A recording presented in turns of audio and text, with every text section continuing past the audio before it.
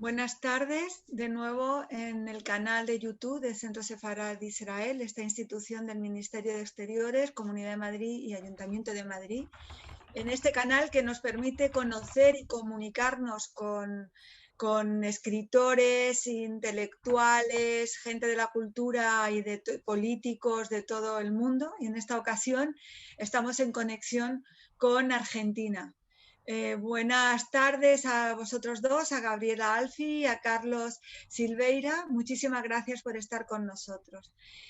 Ambos Hola, ¿qué tal? Son escritores, docentes. En el caso de Carlos, que va a presentar el libro de Gabriela, es profesor y escritor.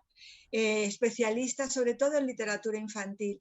Y Gabriela Alfi es también escritora, docente, ha hecho una labor importante en temas de educación y en libros que tienen que ver con la infancia. Pero en esta ocasión nos va a presentar una novela que se puede encontrar, podemos encontrar el primer capítulo a quien tenga interés en leerlo antes de comprarlo en Amazon, que es donde se puede adquirir. Lo podemos encontrar en su página, que es www.gabrielaalfi.com. Y en esta ocasión Gabriela nos va a presentar su novela que se llama Prisionera, que es una novela que trata sobre todo en especial de la búsqueda de la identidad, y de la reconstrucción de uno mismo a través de la ruptura que tiene que ver con el matrimonio, con todo lo que supone una convivencia triste y dolorosa, y la reconstrucción a través de la vuelta a la familia y la búsqueda dentro de esa comunidad y de colectividad judeo-sefardí, que a pesar de la distancia que entre Madrid, Argentina, Turquía, Nueva York o Jerusalén, esa colectividad de raíces en el judeo español y la memoria sefardí hace que todo esto nos resulte muy cercano. Por lo tanto, Gabriela Alfi, muchísimas gracias por presentar esta novela, Prisioneras, con nosotros. Es una novela que sí que nos toca muy de cerca por esa identidad sefardí y el judeo español. Muchísimas gracias y adelante. Bueno, hola a todos. Muchas gracias. Sí, adelante, Gaby. Bueno, gracias, Carlos, por acompañarme aquí en esta presentación de mi novela, y haberlo invitado a Carlos y haberlo convocado para la presentación para mí es muy especial, porque él ha sido mi mentor, si se quiere decir, uno de mis primeros profesores de literatura. Yo escribo y publico hace muchos años, amo la ficción, y cuando empecé en este proceso de escribir, lo busqué a Carlos como reconocido escritor, profesor y editor, y fue con él que descubrí esto que podía escribir de ficción desde mi propia historia. Aunque no es una biografía, el disparador fue pensar en mi propia historia, una historia ligada a la colectividad judía, sefaradí, y a partir de ahí empezar a generar una novela que se fue construyendo. Bueno, la novela es Prisionera, yo se las muestro aquí en libro, pero está disponible en todas partes del mundo a través de Amazon KDP, y en mi página la pueden descargar gratis el primer capítulo, www.gabrielalfie.com, y ahí la tienen. Así que bueno, vamos a conversar con Carlos sobre la novela. Bien, perfecto. Y para mí también fue un placer enorme ser convocado, porque, como bien dice Gabriela, participé de las primeras escrituras de Gabriela. Después le perdí la pisada y de pronto nos encontramos en una feria del libro y me encontré a Gabriela con un libro gordo, dirían ustedes en España un tocho, que era su novela. Había crecido una enormidad. Bueno, vamos a la novela, que es el tema que nos atrae, ¿no? Bueno, cuando yo leí la novela de Gabriela, voy a tratar de no contarles las partes que no debo contarles.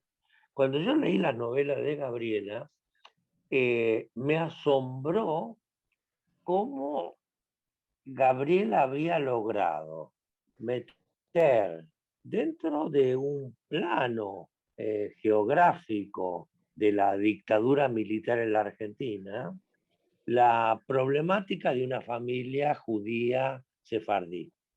Es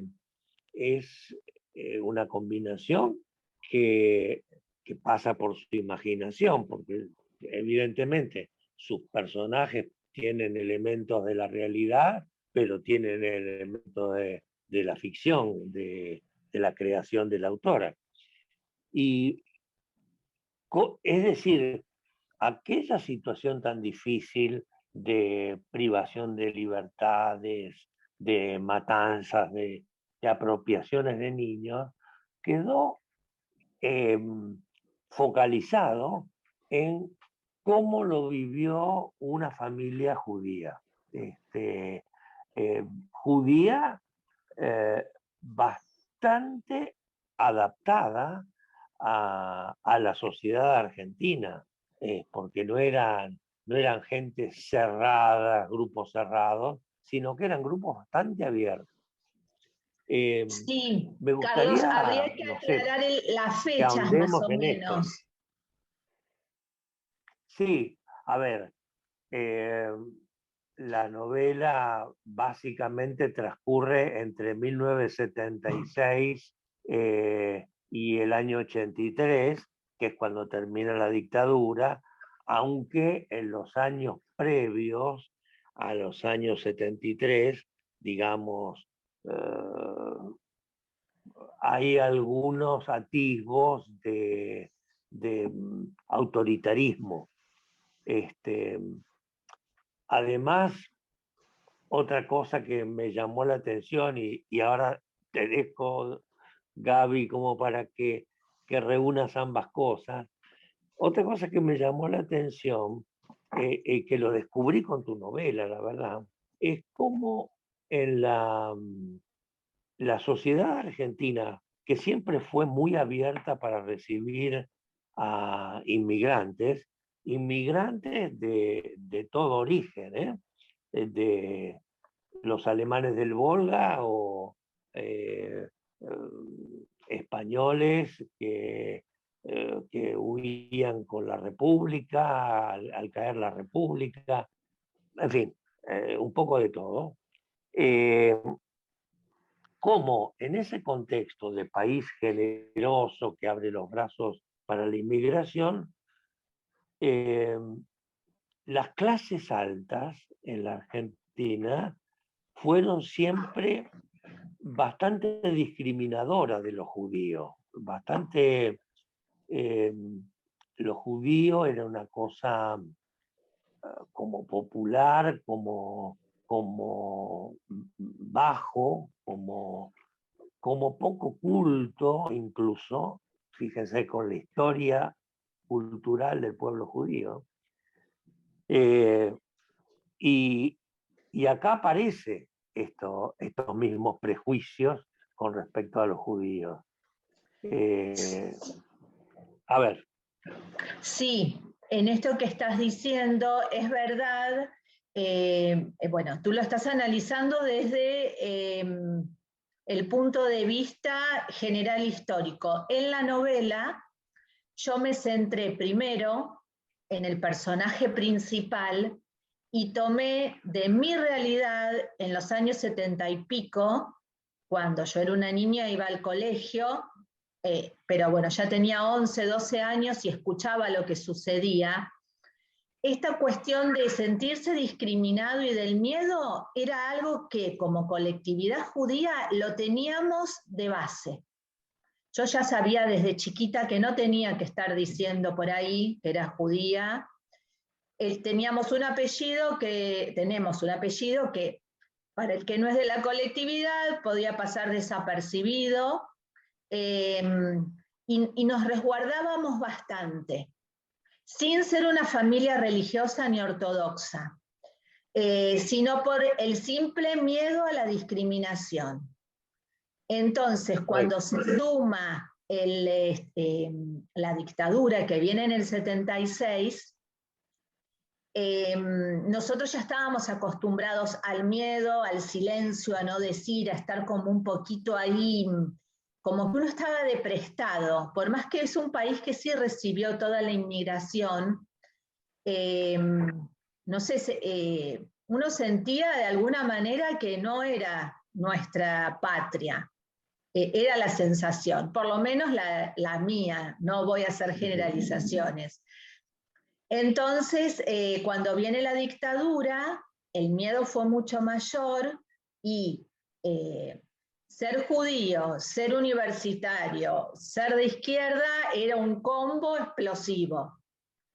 Entonces las mismas familias se protegían y se cuidaban.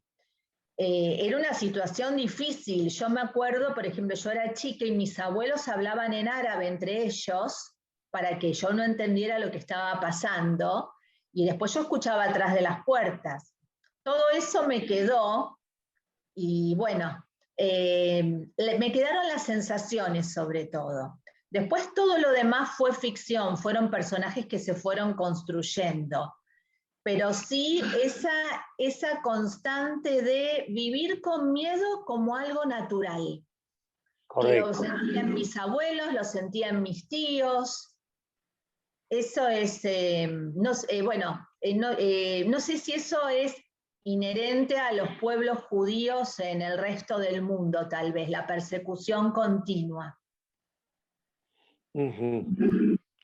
Sí, probablemente algunos pueblos latinoamericanos hayan tenido procesos similares a los que tuvimos en Argentina.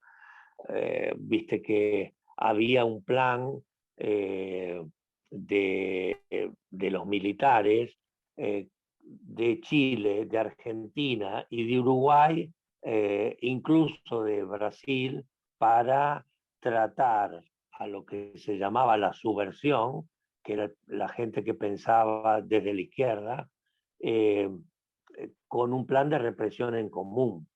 Es más, en las calles de Buenos Aires se ha secuestrado y se ha matado a políticos importantes del Uruguay. Me acuerdo en este momento de Selmar Michelini, que era un senador de la República y que estaba de visita de negocios en Buenos Aires, y bueno, lo mataron en la calle.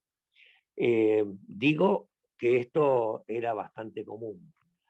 Esto sería el sustrato de la novela, pero allí se mueve una chica un poco díscola, un poco rebelde, como corresponde a los 18, 20 años, un poco rebelde, que busca independizarse de los padres y tener autonomía, que es el personaje de la novela, y que un día, de una manera poco explícita, aparece embarazada.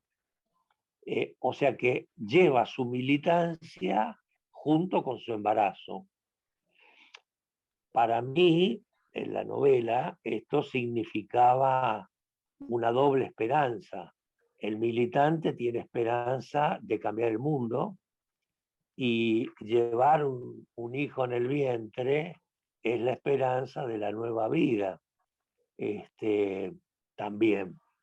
Y bueno, las peripecias le suceden a esta muchacha que tiene su hijo, que puede tener un parto, y que es una hija, una niña, que será la protagonista, que será la prisionera en el fondo. Sí, ella es prisionera de todo lo no dicho, del silencio, esos secretos que nunca se pueden llegar a decir porque son tremendamente dolorosos. Claro. y dejan en una situación que tampoco es fácil resolver. Esta cuestión de los sentimientos ambivalentes y encontrados atraviesan toda la novela, porque a su vez, con los padres con los que ella se cría, había un vínculo profundo con su padre. Entonces los sentimientos ambivalentes son tremendos. Por otro lado, hacer esta novela, primero esta novela fue un cuento. Eso sí lo debes recordar, porque Totalmente. cuando estaba trabajando contigo trabajaba en cuentos. La novela era un cuento. Para un cuento era demasiado largo, sucedían un montón de cosas. Entonces, bueno, la fui trabajando y construyendo a lo largo de los años porque tuve que... era algo que no podía dejar de escribir. Yo no podía dejar de publicar y escribir esta novela. Era una historia que tenía que contar. A diferencia de otros libros que tengo, otras obras que publico, esta me generó eso. Entonces me llevó como 10 años en medio de trabajo editorial que hago y que la iba dejando, pero siempre la tenía ahí pendiente. Fui haciendo primero una investigación histórica. Después de hacer investigación histórica sobre la época, pensé que era mucho mejor conversar con personas parecidas a mis personajes y ver cómo lo habían vivido y construir esos personajes como ellos hablaban, como ellos explican. Entonces la novela avanza siempre contada en primera persona por un protagonista distinto. Primero es la protagonista, Laila, la que habla. Después habla un ex militante peronista. Después, cada personaje va contando la historia desde su punto de vista, pero a su vez avanzando. Correcto. Esto me llevó a hacer un montón de entrevistas, y recuerdo que en la época que hacía entrevistas yo necesitaba saber detalles. Yo para escribir ficción necesito saber qué hacen mis personajes, lo mínimo, qué comían. Uno de los personajes que andaba armado, yo quería saber cómo era la ametralladora, cómo amenazaban, necesitaba ver cómo era el proceso de tortura. Necesitaba lo mínimo. Bueno, y en estas charlas empecé a conocer y a hablar con un montón de gente que también me costaba explicarles que no era que estaba escribiendo una crónica sobre sus vidas, porque por ahí entienden eso y se entusiasmaban un montón contándome, sino que yo quería escribir la parte histórica desde lo vivencial del personaje, no desde un libro de historia. Y así los personajes fueron cobrando vida propia. Me llevó como 10 años. Primero los tenía como muy agarraditos a mí, amarrados a mi historia personal, pero después dejé que cobraran vida propia. Y eso fue lo que le dio más ritmo a la novela. Y que no fuera tampoco una bajada de línea de política ni nada. Incluso están esas discusiones, pero no como un tema político, sino con temas mucho más profundos que trascienden y llegan a lo filosófico, como es el tema de la identidad. Hasta dónde, cuando se niega una identidad, cuando se cometen estos genocidios, hasta dónde se puede recuperar. ¿Cómo es toda esa infancia y juventud construida en base a una mentira? ¿Qué se puede hacer con eso? Y además todo un conjunto social que acompaña, porque ella está rodeada al principio está en un pueblo donde todos saben y nadie lo dice. Incluso cuando lo manifiesta también lo esconden. Y esto yo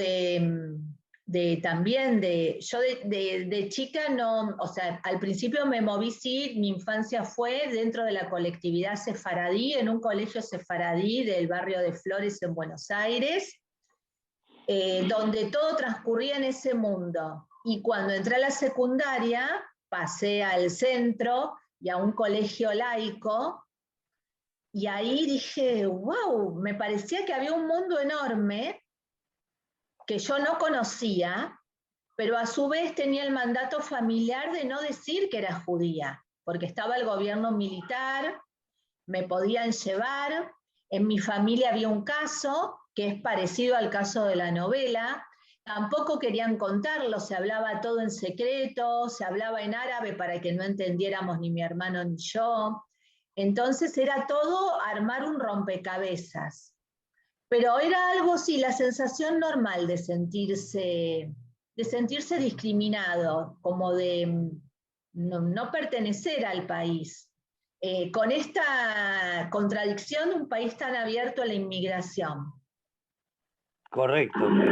Y también hay que decir, vos mencionabas recién la figura del padre y el afecto de esa chica con ese padre, pero ahí se generan, me parece, una de las máximas tensiones. Esta chica viene a descubrir que su padre, al que ella adora, fue su apropiador, es decir,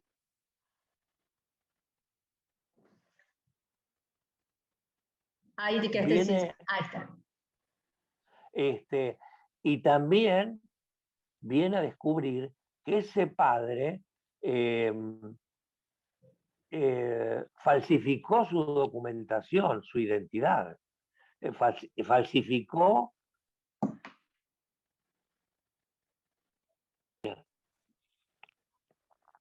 Sí, además el padre apropiador nunca termina de hablar. Claro, No puede, es que no puede decir, porque lo que me costó con estos personajes, me parecía muy fácil situarme en construir a la protagonista, porque me sentía tremendamente identificada. A los demás personajes también, pero meterme en la cabeza, en la vida y en los sentimientos de un militar de la dictadura que mata a una chica joven, que se apropia de su bebé, realmente fue una construcción tremenda. Eso me llevó de una manera como si, no sé si lo actuara, pero de pensar que uno cuando escribe puede ser la persona más buena y también el peor de los genocidas. claro, correcto.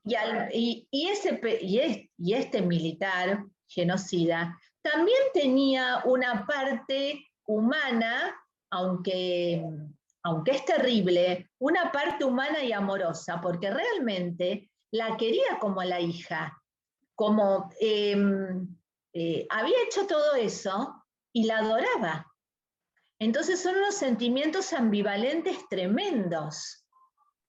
Desde ese horror, la construcción de su vida y el amor que se genera entre ellos. Entonces,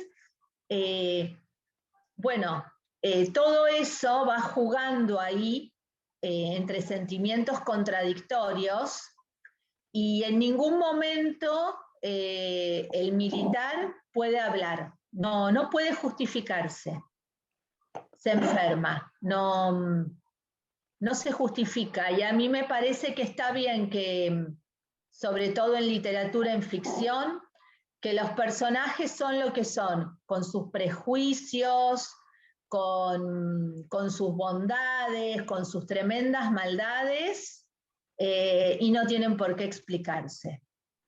Correcto. Bueno, muy bien.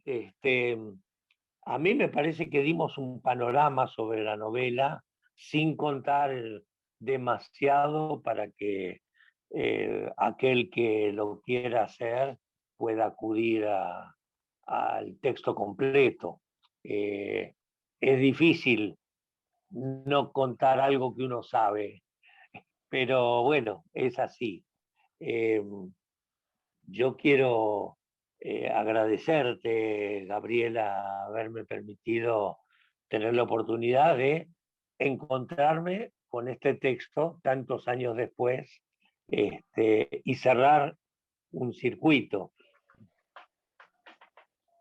Sí, Sí, Carlos, para mí también es un honor estar acá contigo presentando la novela.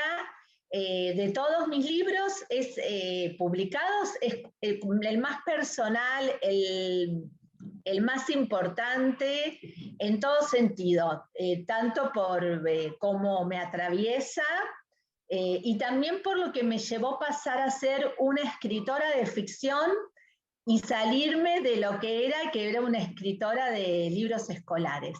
Me acuerdo todo el trabajo previo que hiciste conmigo hace más de 20 años, les cuento, porque Carlos Silveira es mentor de grandes escritores y además un gran editor con mucha trayectoria.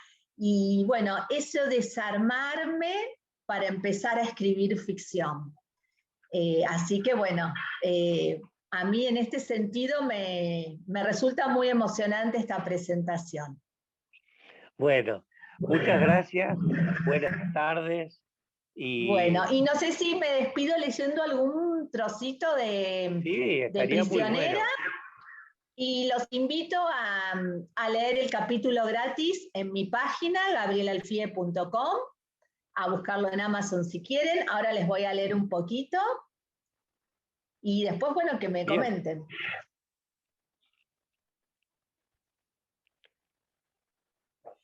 Mientras el encargado del bar se acercaba para atender a los pasajeros y descargar los equipajes, yo intentaba contenerme.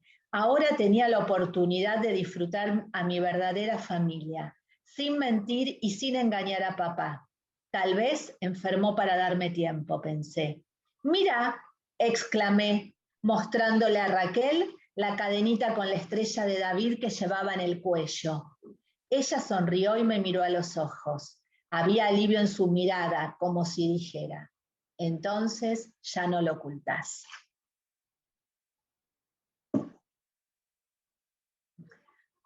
Bueno, me despido de ustedes y espero seguir viéndolos en un próximo encuentro o a través de las lecturas, de mis libros, de los comentarios que me quieran hacer. Y muchas gracias al Centro Sefarad de Israel por esta oportunidad.